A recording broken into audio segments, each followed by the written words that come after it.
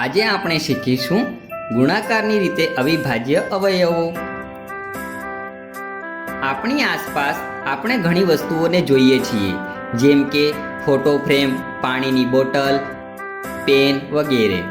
દરેક વસ્તુ જુદા જુદા ભાગોની બનેલી હોય છે। સંખ્યાઓની બાબતમાં પણ કંઈક આવું જ છે।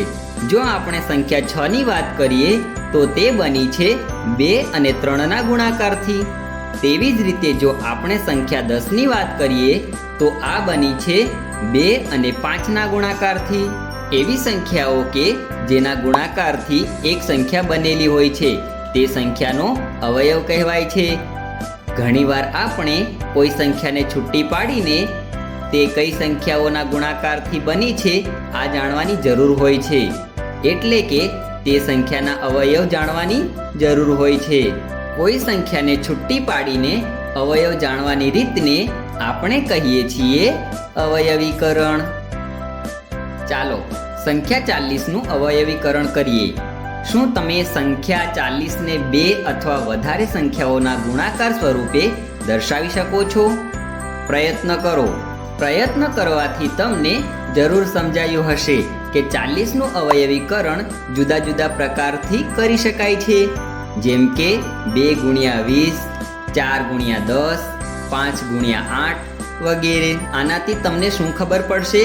એ જ કે કોઈ સંખ્યાનું અવયવીકરણ જુદા જુદા પ્રકારથી કરવામાં આવે છે। 40નું એક રસપ્રદ અવયવીકરણ છે 2 ગુણ્યા 2 ગુણ્યા 2 ગુણ્યા 5। શું તમે જણાવી શકો છો કે આની શું ખાસિયત છે? તમે સાચું ઓળખ્યું।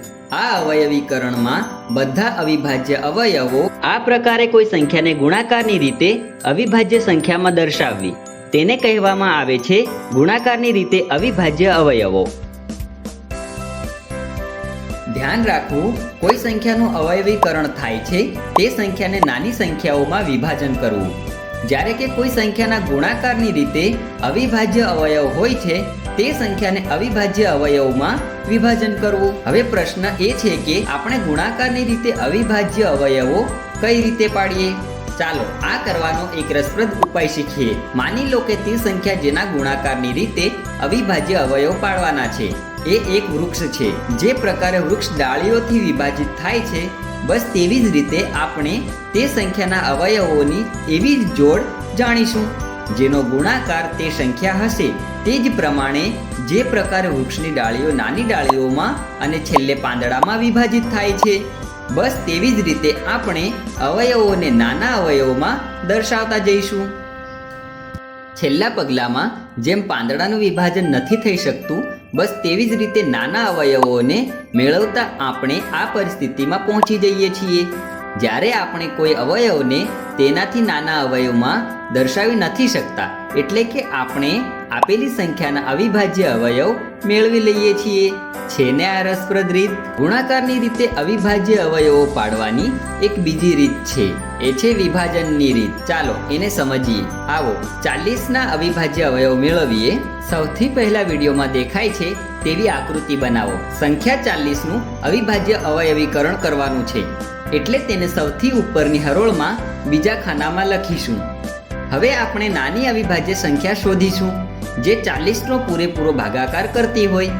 2 થી વિભાજ્યતાના નિયમથી 40ને 2 થી પૂરેપૂરો વિભાજિત કરી શકાય છે, તેથી આપણે 2 ને પહેલી હરોળના પહેલા ખાનામાં લખીશું। 40ને 2 થી ભાગવાથી પરિણામ 20 મળશે, તેને આપણે 40ની નીચે બીજી હરોળમાં લખીશું। ફરીથી સૌથી નાની અવિભાજ્ય સંખ્યા શોધીશું જે 20ને વિભાજિત કરતી હોય, કેમ કે 2 થી 20નો પૂરેપૂરો ભાગાકાર કરી શકાય છે, એટલે આપણે બીજી હરોળના પહેલા ખાનામાં 2 લખીશું અને 20 ભાગ્યા 2નું ભાગફળ 10 ત્રીજી હરોળના બીજા ખાનામાં લખીશું। આ પ્રકારે 10નો 2 થી ભાગાકાર કરીશું અને 5 બીજા ખાનામાં આગળની હરોળમાં લખીશું। પછી આપણે 5નો 5 થી ભાગાકાર કરીશું, છેલ્લે આપણને 1 મળશે। ખાના 1ની બધી સંખ્યાઓ સંખ્યા 40ના અવિભાજ્ય અવયવ છે, એટલે આપણે લખીશું 40 બરાબર 2 ગુણ્યા 2 ગુણ્યા 2 ગુણ્યા 5। આ પ્રમાણે આજે આપણે શીખ્યા ગુણાકારની રીતે અવિભાજ્ય અવયવો। આગળના વિડીયોમાં કેટલાક ઉદાહરણથી વધારે સારી રીતે જાણીશું।